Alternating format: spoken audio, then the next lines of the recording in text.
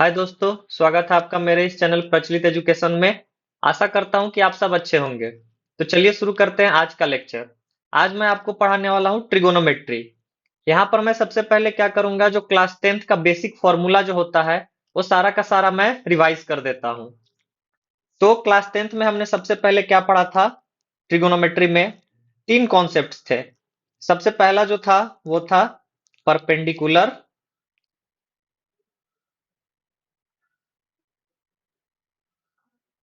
Second था base. Third था hypotenuse.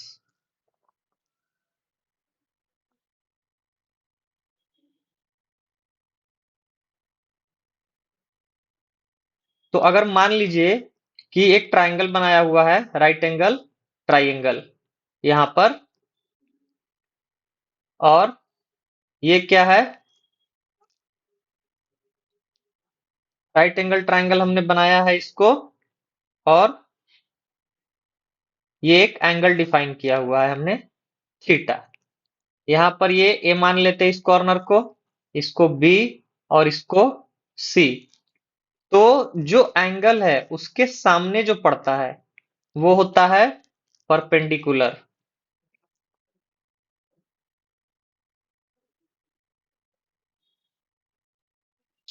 इसके जो नीचे रहता है, परपेंडिकुलर के नीचे ये वाला पोर्शन, ये ये वाला मेनली, ये हो जाता है बेस। और जो सबसे लॉन्गेस्ट साइड होती है वो हो जाती है हमारी हाइपोटेनस।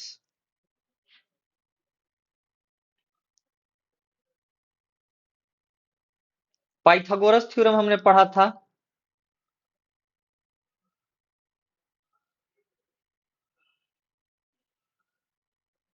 इसमें क्या पढ़ा था हम लोगों ने? यानी जो हाइपोटेनस का होल स्क्वायर होता है वो इक्वल होता है परपेंडिकुलर के होल स्क्वायर के प्लस बेस के होल स्क्वायर के। ये था हमारा पाइथागोरस थ्योरम। तो यहां पर मैंने क्या किया है, जो ये एंगल है वो बी को डिफाइन किया है डाउनवर्ड्स के कॉर्नर में। अगर सपोज करिए मैं एक ऐसा ट्रायंगल बना रहा हूं और यहां पर डिफाइन कर दे रहा हूं एंगल को, तो इसके जो सामने में पड़ेगा वो क्या हो जाएगा? परपेंडिकुलर।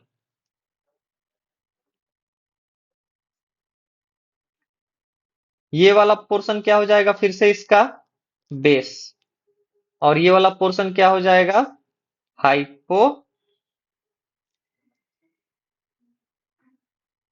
हाइपोटेनस हो जाएगा। ये वाला जो एंगल हमने डिफाइन किया है थीटा, इसके लिए कॉर्नर्स को मान लेते हैं ए बी और सी। इस तरीके से हमने दो अलग अलग कॉर्नर्स पर क्या किया है, थीटा को डिफाइन किया है और परपेंडिकुलर बेस और हाइपोटेनस को आइडेंटिफाई किया है। इस तरीके से ये आइडेंटिफाई हो गए। चलिए अब मैं दूसरा कॉन्सेप्ट आपको बता रहा हूं। वो ये है कि 6 बेसिक ट्रिगोनोमेट्रिक फंक्शंस होते हैं। Trigonometric functions.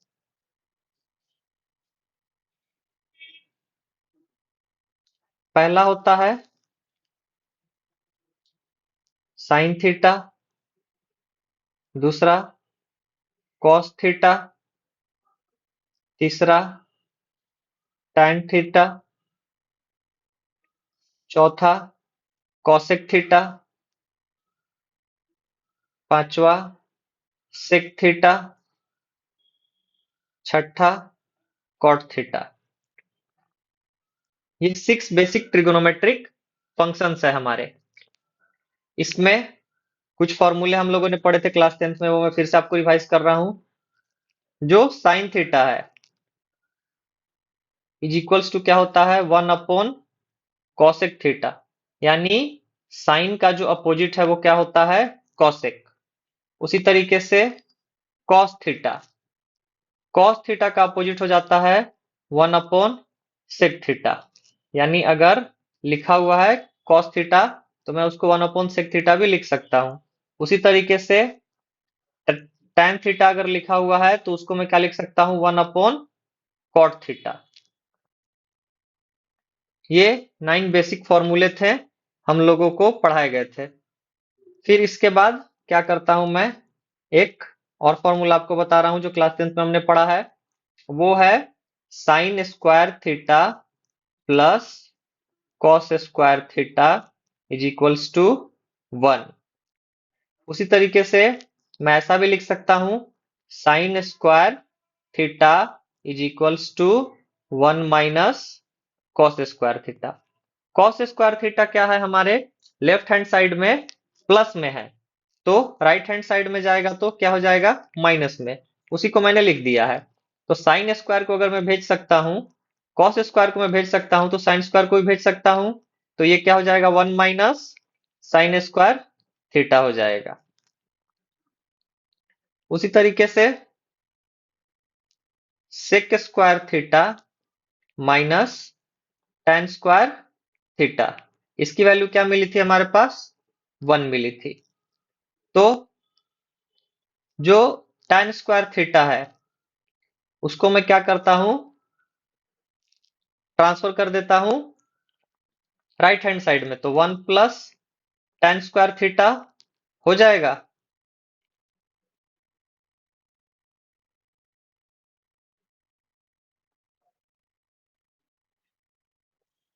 उसी तरीके से अगर मैं सेक स्क्वायर थीटा -1 लिखता हूं, राइट हैंड साइड में +1 था, लेफ्ट हैंड साइड में आके -1 हो गया, एंड लेफ्ट हैंड साइड में माइनस टेन था, माइनस टेन स्क्वायर थीटा था, राइट साइड में जाके क्या हो गया, प्लस हो जाएगा, यानी sec square theta -1 is equals to क्या हो जाएगा, टेन स्क्वायर थीटा हो जाएगा।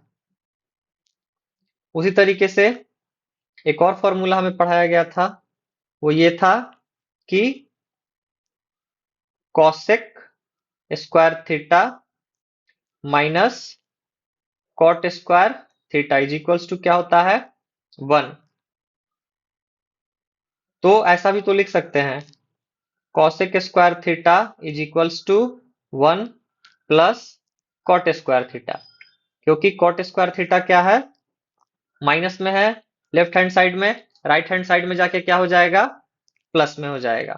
उसी तरीके से cosec square theta -1 equals to cot square theta, ऐसा हम लिख सकते हैं, क्योंकि +1 क्या था, हमारे राइट हैंड साइड में था, इसको हमने लेफ्ट हैंड साइड लेकर आए तो ये माइनस में हो गया, और माइनस कॉट जो था उसको हमने भेज दिया राइट हैंड साइड में, तो वो क्या हो गया, प्लस में हो गया।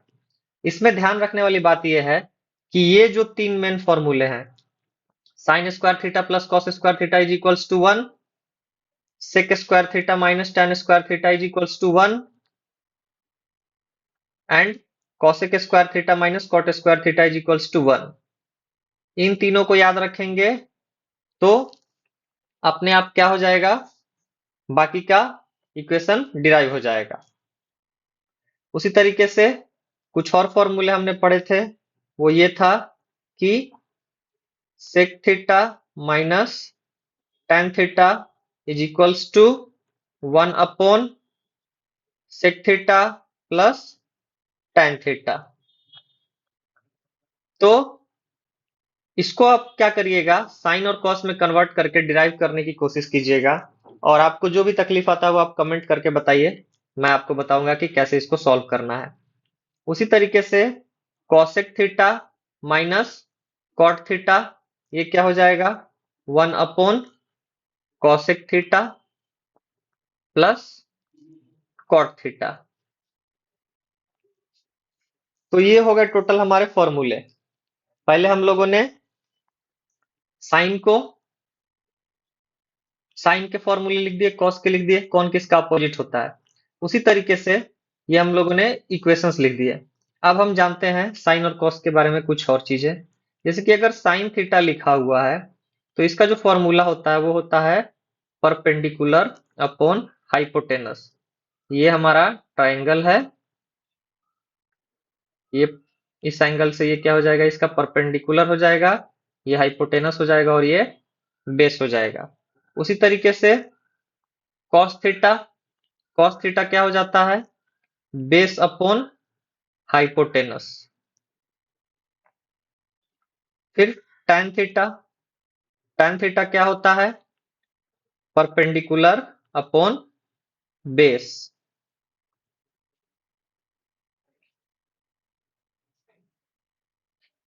उसी तरीके से कॉसेक थीटा, कॉसेक थीटा क्या था? साइन थीटा का अपोजिट था। तो यानी अगर परपेंडिकुलर जो है वो न्यूमरेटर में है और हाइपोटेनस अगर डिनोमिनेटर में है, तो इस साइड ये क्या हो जाएगा? अपोजिट, यानी डिनोमिनेटर आ जाएगा ऊपर में और न्यूमरेटर आ जाएगा नीचे में, यानी हाइपोटेनस अपॉन क्या हो जाएगा?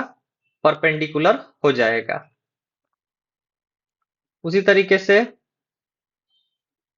सेक थीटा क्या हो जाएगा? Hypotenuse upon base. उसी तरीके से कॉट थीटा वो क्या हो जाएगा? Base upon perpendicular. तो ये हो गए सारे के सारे फॉर्मूले साइन कॉस और टैन के। परपेंडिकुलर बेस और हाइपोटेनस अगर दिया हुआ है तो हम ऐसे लिखकर कैलकुलेट कर सकते हैं। चलिए अब पढ़ते हैं measurement of angle.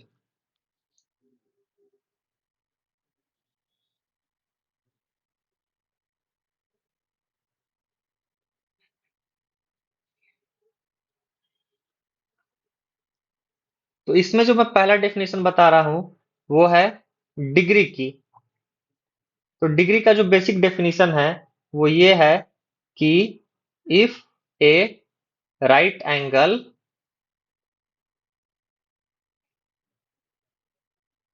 Is divided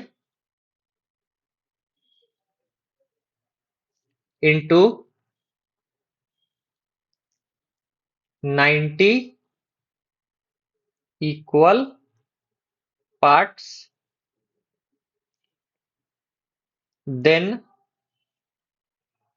each part is known as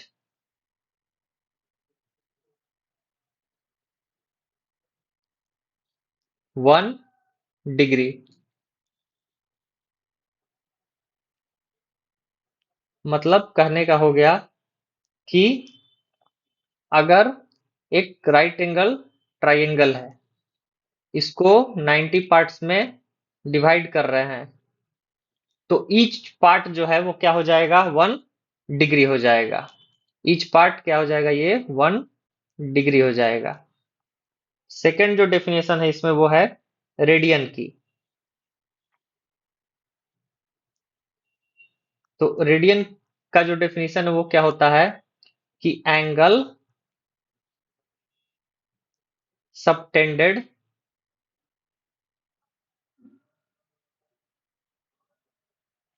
at the center of a circle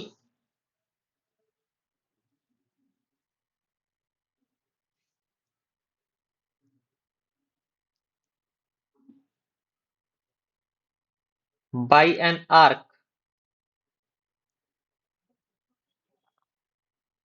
of length equal to radius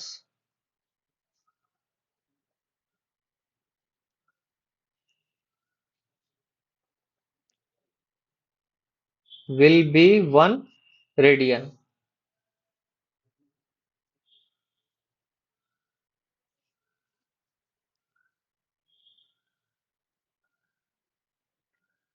मतलब कहने का है कि अगर एक सर्कल बना हुआ है यहां पर, तो अगर एंगल सबटेंड हो रहा है, ये इसका रेडियस है सर्कल का, मान लेते हैं, तो angle subtended at the centre by circle, sorry, angle subtended at the center of a circle by an arc of length equal to radius। यानी अगर ये रेडियस है तो ये भी क्या होगा? रेडियस ही होगा। वो क्या हो जाता है? 1 रेडियन हो जाता है। ये पॉइंट को हमने ए मान लिया, ये बी मान लिया और ये ओ माना है, हमने डिफाइन किया है। तो ये जो एंगल सबटेंडेड है हमारा, यानी अगर लिखा हुआ है angle subtended at centre in radian, तो इसकी जो वैल्यू होती है वो क्या होती है, length of arc upon radius. Length of arc क्या है हमारा, आर्क ये है, इसको आर्क बोलते हैं। तो ये हमारा क्या है, आर्क है। मान लिया इसका कुछ आर आता है, और यहां पर अगर पाई की वैल्यू अगर हम डिफाइन कर रहे हैं पाई रेडियन, तो ये होता है इक्वल्स टू 180 डिग्री। 10th में हमने क्या किया था कि 0, 30, 0 degree, 30 degree, 60 degree, sorry 45 degree, 60 degree और 90 डिग्री, ऐसा हमने पढ़ा था और कैलकुलेट किया था। लेकिन क्लास 11th में हम सिर्फ और सिर्फ पाई के बेस पे कैलकुलेट करेंगे। तो अगर 180 डिग्री इज इक्वल्स टू पाई है, तो 1 डिग्री इज इक्वल्स टू क्या हो जाएगा, पाई अपॉन 180 हो जाएगा, और 30 डिग्री इज इक्वल्स टू क्या हो जाएगा, पाई अपॉन 180 इंटू 30। कैंसिल कर दीजिए, 6 में कैंसिल हो जाएगा, 3 6 जा 18। तो यानी 30 डिग्री की वैल्यू क्या मिल गई हमारे पास, पाई बाई 6। उसी तरीके से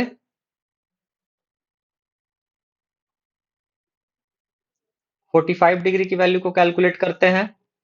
तो 1 डिग्री इज इक्वल्स टू क्या है, यहां से पाई अपॉन 180 है।